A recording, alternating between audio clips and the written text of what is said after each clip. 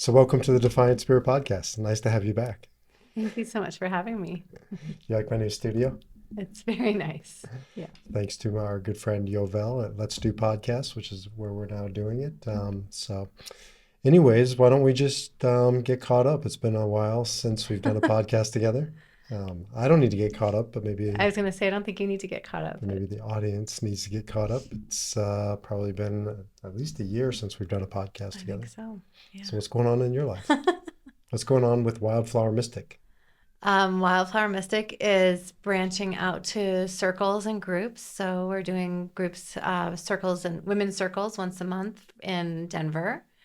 We're also doing circles monthly on Zoom and still growing. And yeah, I think the goal is to reach as many women as possible to help them come home to themselves and come home, not just in midlife, but I happen to be attracting a lot of midlife women lately. But also, I think that feeds into what we're going to talk about today, but also the idea of at any age, a woman, and I do think sometimes it does come with age, but at any age, if a woman or a person chooses, you can really come home to yourself. And that's really my message for women is it's not just coming home to your body. It's not just coming home to spirit, God, source. It's not just digging in the roots of your ancestry. It's all of that. It's everything. And to remember that you're whole. And so that's been really my passion. I mean, forever, but especially lately, is to help women remember that we don't need to fix each other. It's like, it's just uncovering. So, my last podcast, or I just did a little brief thing on video, was that I'm working not exclusively with men, but primarily with men, midlife onwards, and got a little pushback from some of my female clients, and I still see female clients. It's just my focus and my passion is really on helping midlife men. Why do you focus on, I mean, you're exclusively on women?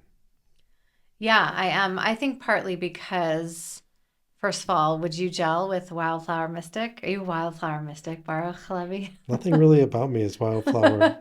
Okay, well, there you go.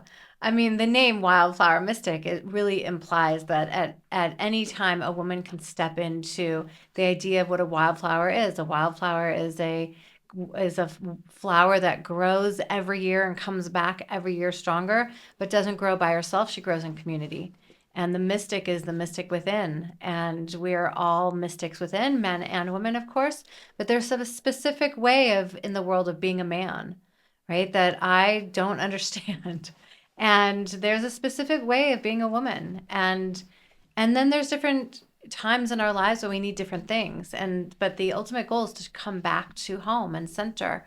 And that is the strong, powerful mystic within. So I think I understand that more than I don't pretend to understand you. But yeah, I think I've always worked with women. It's just how things have rolled and evolved. So maybe that's a good jumping off point into, we've called this podcast in the past he, she spirituality. Hmm. People kind of like that. One of my favorite authors is Robert Moore. I just forgot who wrote it. One book is called He, and one book is called She. Hmm. And they're just different ways of being in the world. I don't know. So maybe we jump off there from a spiritual perspective. What's the difference? So, Yeah. of course, we have a lot in common, but sometimes the differences are even more interesting. So, what's the difference between he, she, spirituality?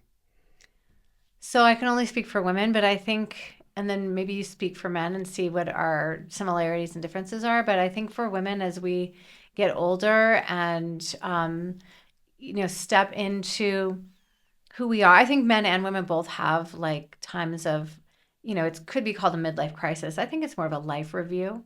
And I think in certain times of our lives, we all have these life reviews, and it helps us to step deeper if we choose into more of who we are. And I think as women, Baruch and we just watched. We've been watching the show Mad Men. Don Draper, I don't know his name. Do you know his name? In real life? Yeah. Forget. Yeah, I forget.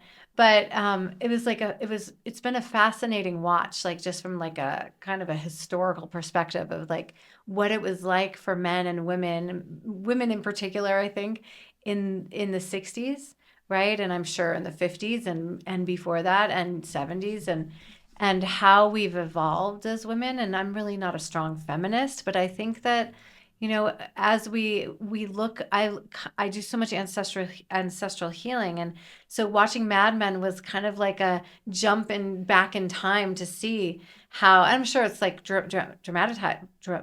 It's Traumatized. yes, but it's more a picture of what went on back then and how women were perceived and felt. And I could see a lot of invisibility, and I can feel that today, right? And I can see that in my grandmother, and I can see that in myself. And so I think women's spirituality, it's not angry, it's actually becoming, it's unfolding, it is feminine.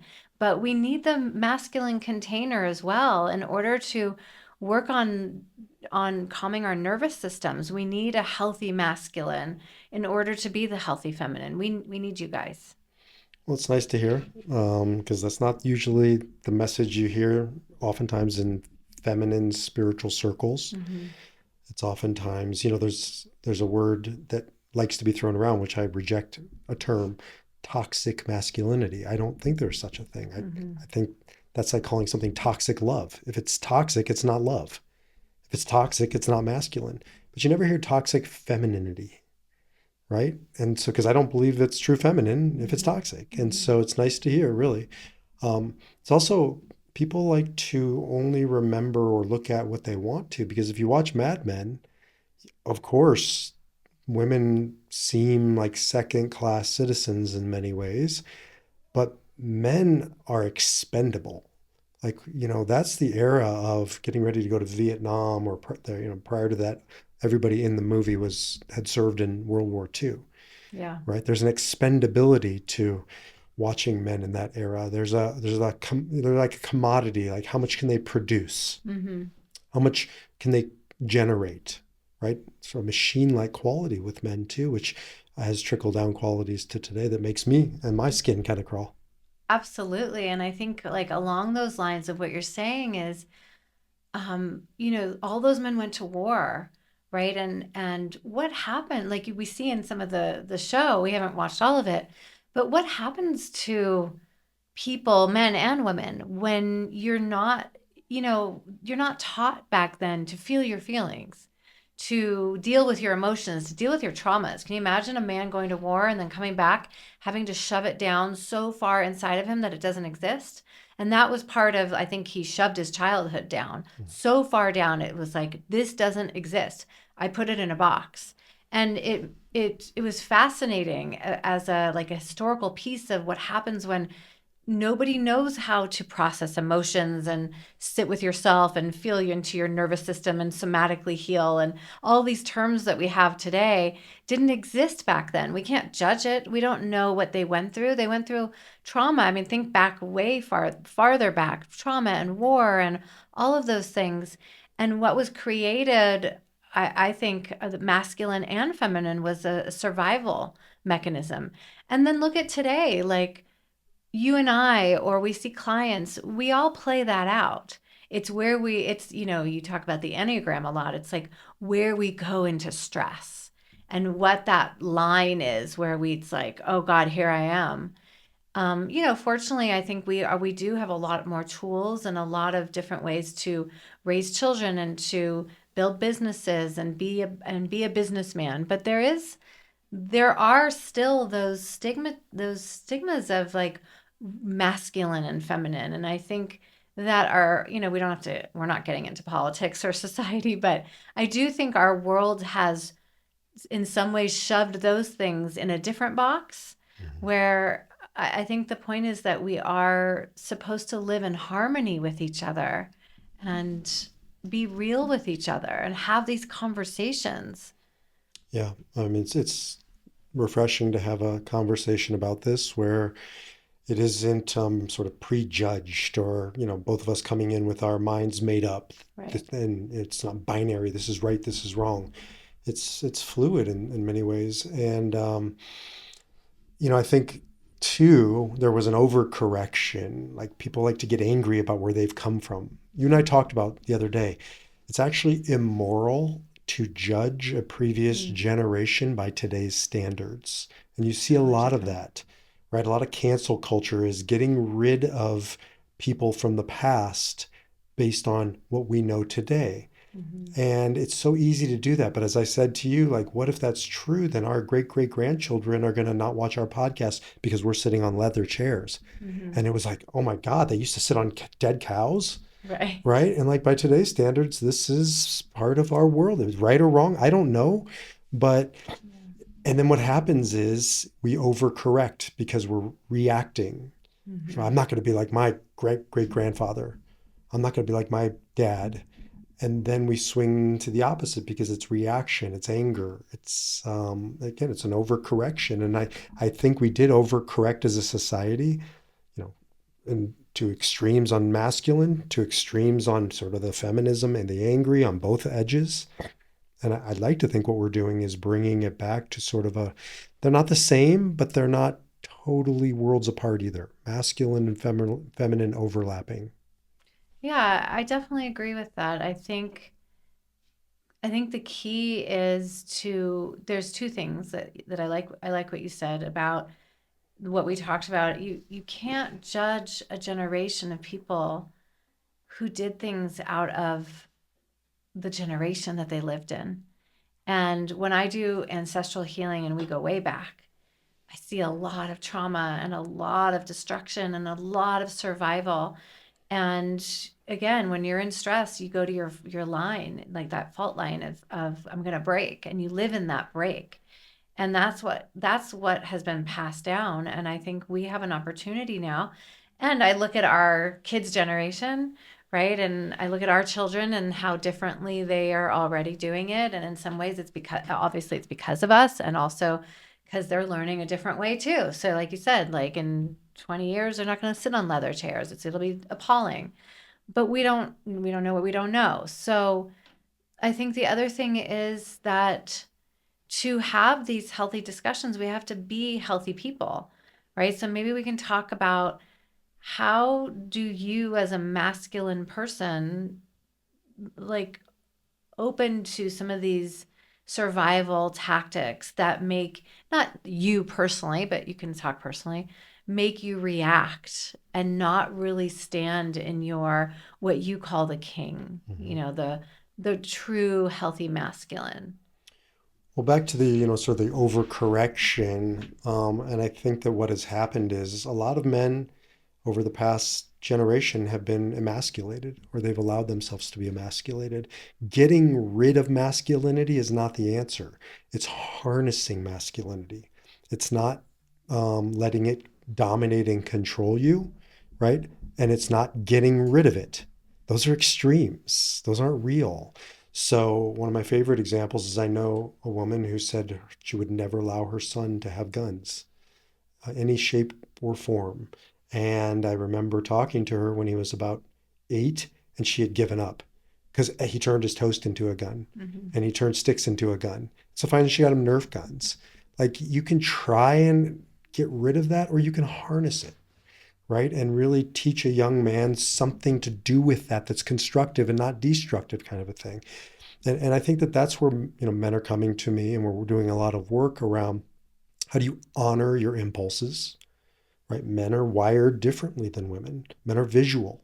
That's Mm-hmm. why most porn is men, not women. Women are not wired to be visual as men are. Women have their own wiring.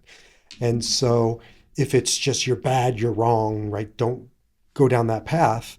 That's an overcorrection as opposed to like, let's harness that energy. Let's really talk about what's going on with it and what are you looking for. And most guys I know who are on porn, which is the vast majority of guys out there, aren't on to stare at pixels on a screen because that's what they're looking for. They're looking for connection. They're looking for something deeper. So let's like take that impulse and let's harness it and let's use it as opposed to either just give into it or get rid of it. And so, coming from like a feminine aspect of that, I think that a lot of those things are done in secret because a man, you can let me know, feels shame, right? They feel shameful for the way they process things or the way they don't. or what they, the things they want to see, the things that they think about. Like, yes, men and women are very different. Um, and I think from a feminine aspect is in terms of a woman, she wants to feel like the masculine is opening up to her, right? She wants that I mean, I think we're saying the same things. We're just coming at it very different ways because we're different. Is that a woman wants connection? A woman wants to be seen. She wants to be heard. She wants to know what's in your heart. And I think that sometimes we are too quick to judge and too quick to shut that down, because every time I've been like done healing with women, a lot of what comes out is that the man feels shame. There's a deep, deep shame. There's always a little boy and a little girl in different parts in each of us. But I think for a man, there's a lot of shame and a lot of that can be brought out. And the woman wants to feel like she's connected to her person. And so it is about opening up, and then for us to create a safe place for, what you need to tell us.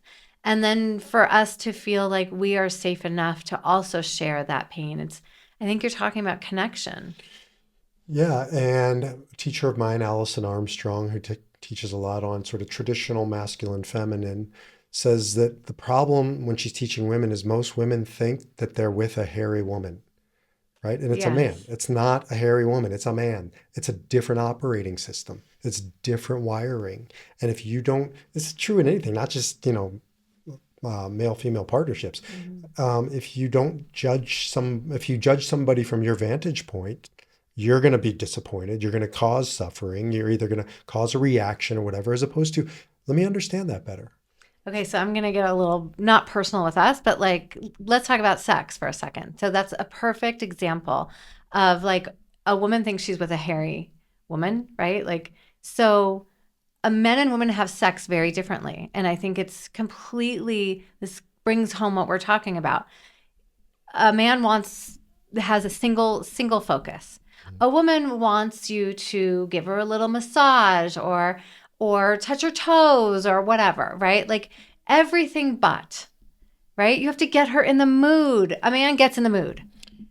It's very straightforward. So if you're with Literally, you're using visuals. literally Yes. right here. So when you're engaged, if you're in a relationship with a man and a woman, you have to see that person for what they need, right? And a woman doesn't want necessarily to be as straightforward as a man, because literally she's not straightforward. There's Yeah. so many layers, there's so many facets. And a true king, a true man who's healthy will see that she's not a man. She's not a hairless She's not a man. hair. She's not a hairless man, but she needs something different. And I think also I can say, like, as we age, we get to this point where we're like, okay, I don't know where I was when I was 30, but now that I'm this age, What age are you? I'm not saying. I'm just kidding. Your birthday's tomorrow. My birthday's no, it's not. Day after tomorrow. Yeah. Um, we get to a certain age where we're like, how did I not say what I needed? And I'm not talking just about sex, but how was I in my 30s? I mean, for us and for some people, you're in your 30s and you're raising your kids and you have little kids and you're trying to build your career. And so things just fly sometimes. They just get by you. And you wake up one day, maybe in your 50s, and you've gone through hormonal changes and menopause and shifts. And you realize also, like, and I think men probably feel similar but different, like, you're not getting out of this alive, right? This is life. That's dark. You're dark. Where do you think I've learned it from? But you're not. I mean, we don't have to go into a menopause talk, but when a woman hits menopause, she realizes that this is her life and she has to be in her full feminine. So the energy changes, and we need to express what we need more. Part of that though is in the 30s or younger than, for me, I can speak for myself, almost 53. You can power through things. Like you can Yeah. throw energy at it, and that's not a luxury in the afternoon of life. And so you got to be smarter, not work harder. You got to, Yeah. that's wisdom. right? And so it just forces you that, nature forces you to find different strategies. Right. So that's one thing we could talk about. But the other is, let's go back to sex. Um, and women, in my experience in counseling women, need to feel, and being married to a woman, need to feel in order to have sex. Men need to have sex in order to feel. Mm-hmm. Let me say it again, because this is like, to me, a paradigm shift. Women use or need to, they access their Need to feelings connection. to open up to sexual engagement. Men use sexual engagement or sexuality to get to their feelings. So I hear a lot this sort of war of the sexes kind of a thing, like Right. she won't give me sex and he's describing he wants to get into his heart, and she says he only wants sex and I want to get into my heart, right? Like if we could just start looking at the other person's operating system Right. and judging the situation by them. What are they going through? What's their worldview? I think we'd bridge some of this he-she gap. Well, and what I mean, ultimately, what you're saying, whether it's about sex or anything else, is that I think we have a communication issue, right? If you're married to somebody who's a different sex than you are, then you don't really know what they think and how they think and what they need. You really have to take the time to learn about your partner. And it's not about, I think healthy masculine and healthy feminine is not about what you want, what I want.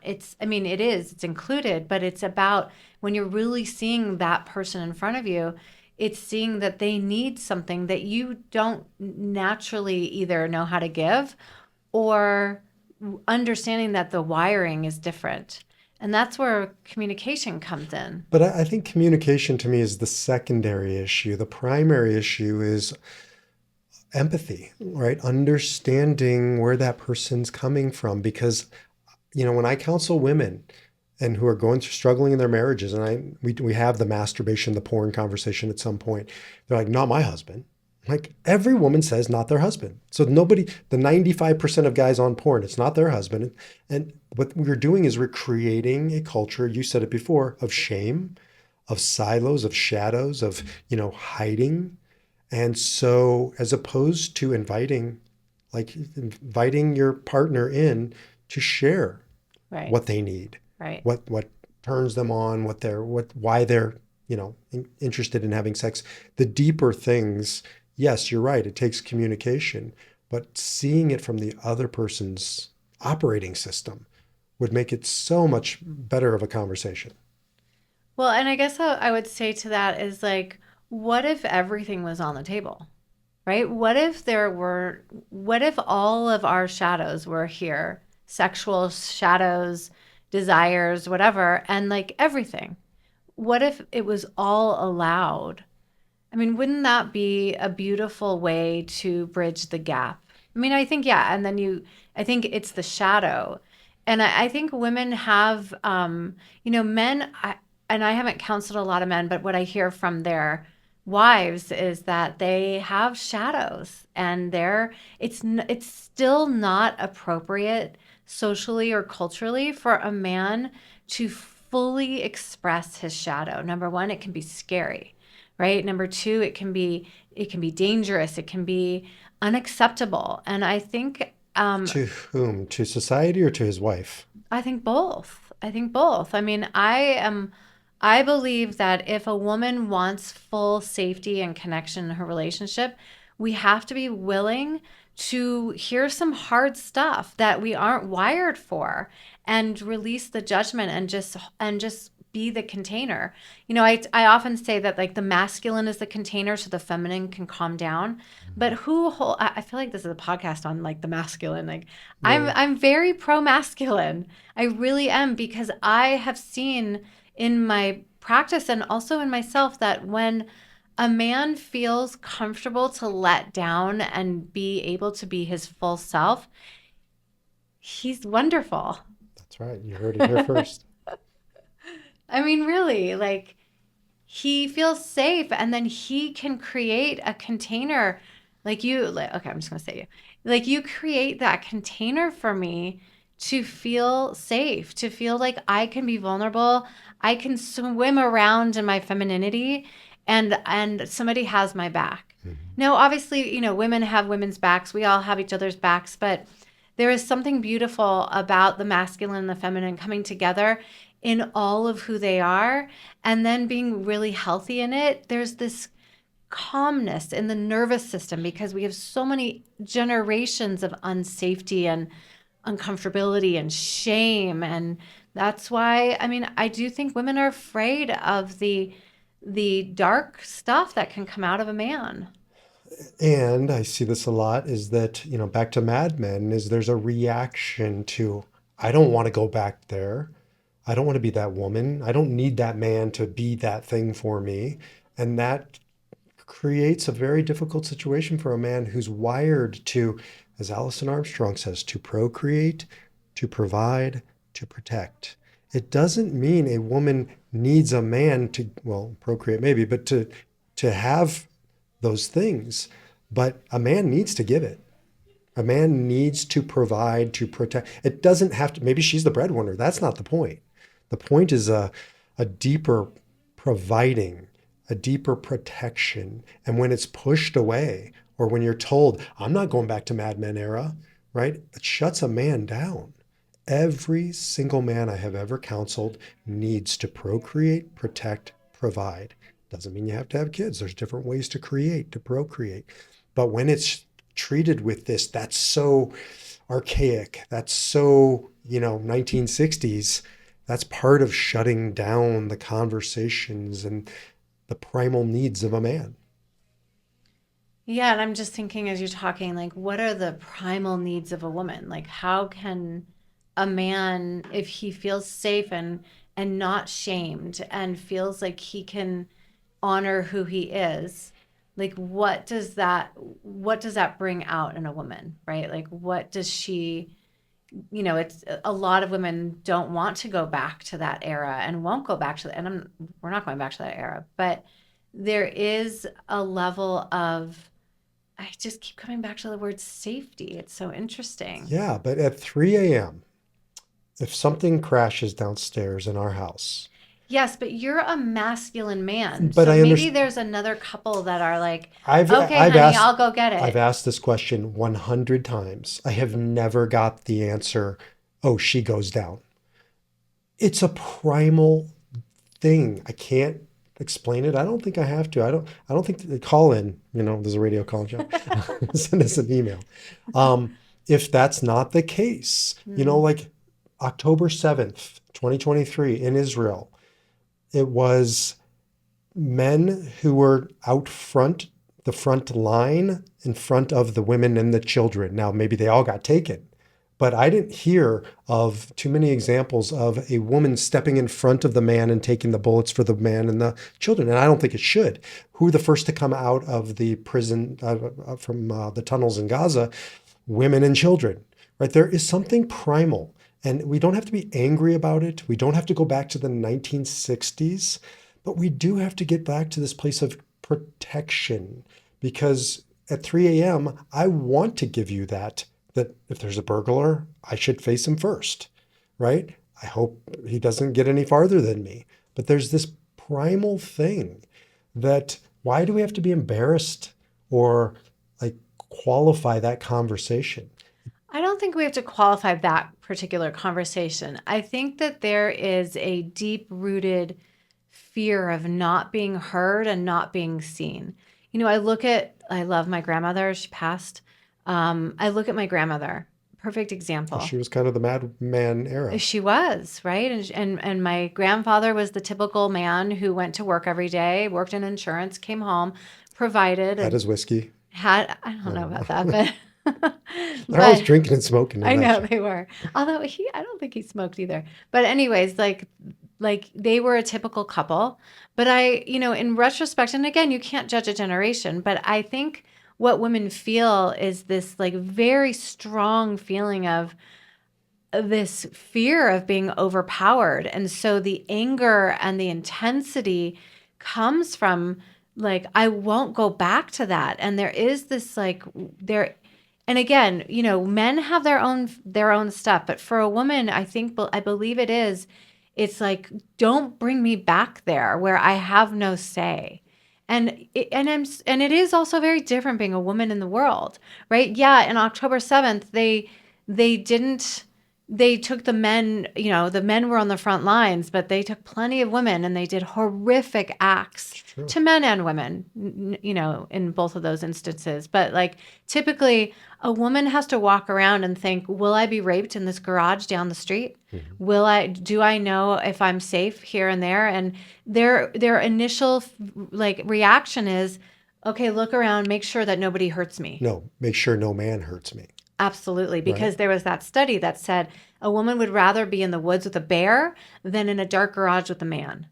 I mean, that's horrible, right? But that is, I think men sometimes have a hard time with that. And Right.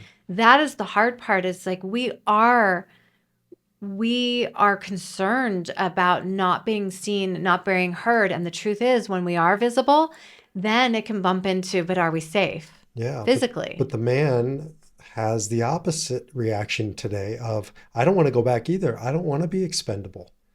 I don't want to die earlier than you because I overworked myself to provide for my family, right? I don't want to be seen as just um, men take the most dangerous jobs. Like 99% of workplace accidents or deaths are men, not women, right? So there's an expendability fear that I have as a man, that I'm just, a pocketbook, that I'm just a provider, and that's the male fear of going back to the 60s. So what we're saying is, can we have a strong masculinity and a strong femininity Yeah, without going backwards, but right. honoring the primal drives that make us different and celebrating those things?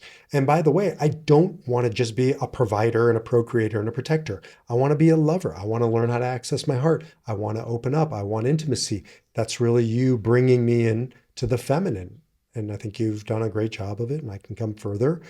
And I don't want you to be dependent upon me Right. only for protection. We own a weapon. I want you to be trained on the gun so that you could use it if ever you need it to be. Shouldn't have to be dependent on me to protect yourself only. So, like, can we merge these two things and give the other the best of what we have to offer? Yeah, I think that I would say it is really about not just communication between who's sitting right here, but it's like, again, those long lines of where we come from, and in acknowledging that we have to open up to a deeper part of us, right? You said you want to access your heart, and the feminine in me helps you access your heart. I mean, I think that that is like, how do we stop fighting against what was, and how do we start, instead of reaction versus response, right? You always talk about that. How do we respond in a way that is forthcoming? How do we move forward instead of like, no, I'm not going back there, and like all of that, and still honor where we came from? I think it is about really having these deeper discussions about what you guys really need, Mhm. right? Because I think women are, we can get into groups and we can get into circles, and we go hiking together and we have lunch together. I think we know what we need. I think it's just now about communicating that so that you can understand what we need. So let's do not a lightning round, but let's do a little bit. I want to know more about what your clients, these women, are needing. And then I'll tell you what my male clients are needing, and maybe we can make some matches. I don't know. Do you have any singles? Okay. um, for a lot of my clients, they need to be, let me just look at my clients. For a lot of my clients, they need to be given permission to be emotional. They need to be given permission to, they want to be seen, even if it, because their shame comes from being too emotional Too or much. too much, right? A lot of the people I work with say, I was always told I was too much, right? Children should be seen and not heard. And so a lot of that is like, I'm too much. I can't really voice how I really feel. And so some of the women that I work with really want to be accepted and not pushed away, because she's going through a leveling of emotions that are too high and too scary for men. Mhm. And also understanding that when we come down from that, if we are seen in that, we can get rid of it right away, right? We don't have to stay in it as long as you think we have to, Mhm. but really understanding that. And I would say also the women that I work with lately are in like the 40s and 50s and 60s. And some of it is just like, let me, like, we've raised our children. Some of us still have children at home, but we're getting to that place where it's like, okay, I'm going to quiet down, but I'm also going to rise and I need your support. Mhm. And so how do I get supported in like letting me rise up, but also quieting down? How do we honor the more quiet aspects of the feminine? Mhm. Because they're like the silent places, the softer places.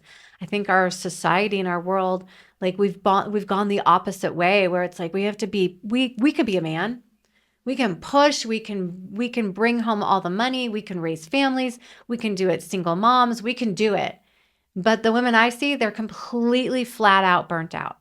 Their adrenals are shot, they have all these body issues and physical issues, and they need support, but in a way that doesn't scare them and make them want to just say, no, I'll do it. Mhm. They need to be seen, they need to feel heard. So, as you know, I run men's groups, man uprising groups, and one of the principles in the group is you're not allowed to tell another person, another man, what he should or shouldn't do, right? There's no telling. It's Gestalt therapy, it's experience share. I can only experience share my journey. I can't know another person's. And the same applies in a marriage, right? Mm-hmm. Like, I can't tell you your feelings are wrong. They're your feelings. It doesn't mean they're factual, but that's not the point. It means they're real to you. It's taken me a long time to I work was on that. just going to I'm say, definitely not. that's not how you always were. That's not how I always am because I'm not wired that way, Yeah. right? I'm wired to fix. I'm a hunter. Males have been hunters. This is again, I'm very into primal wiring. We came out, we were hunting the egg, we were competing, one single focus, be the sperm that wins the race. And then it just trickles down into the rest of your life. It's very hard to defy my number, to defy my wiring to. And so it's really helped me kind of, and I don't know if you noticed, but I try not to tell the kids what to do anymore. I really will experience share. I'll try and direct them, but I won't tell Yeah. them. And I think that that's a breakthrough for men in marriages, especially. I mean, I agree. And if you go back to the hunting and the gathering and all of that, it's like women are gatherers and we expect the hunters to come home to provide that what we need. But it is like I do think sometimes in the masculine you go out and you go too far out, Yeah, for sure. right? And it is about remembering it's not coming home, but it's coming home to yourself. Right? Like women, I think women really want you to men to come home to themselves.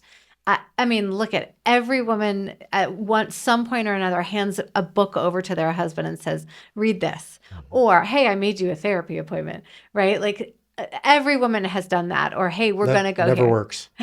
Not It one never, ever guy has come to works. me because of his wife and stuck around. Of course. But that, I think what a woman wants when I really get clear is like, she wants him to do his work. He's Yes. so busy single focus gathering hunting that he's got to stop and pick the berries sometimes. Yes, I agree with you. And I think my clients, my men, I don't even think of them as clients anymore. These are like my brothers, and we would just walk through it together. And one of the things they want, I don't coach that many guys under 40.